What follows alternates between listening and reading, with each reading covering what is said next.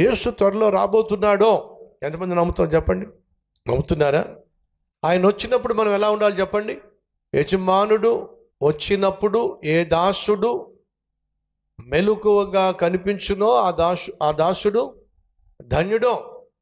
యజమాని తిరిగి వచ్చినప్పుడు ఏ దాసుడైతే కొట్టువానుగాను తిట్టువానుగాను త్రాగుబోతుగాను ఉంటాడో వాడికి ఎక్కువ దెబ్బలు పడతాయి.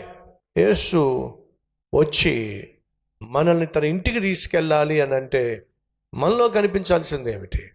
మనము ఆయన కలిసి నివసించాలి అంటే యేసు వచ్చినప్పుడు మనలో కనిపించాల్సింది ఏంటో చెప్పండి?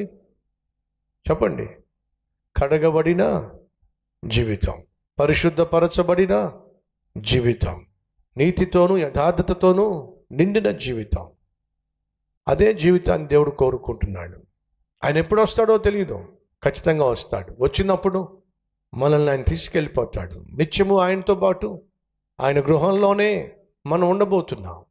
ఆయన గృహంలో మనం ఉండాలి అంటే ఆయన ఆశించినట్టుగా ఈ భూమి మీద మనం జీవించాలి.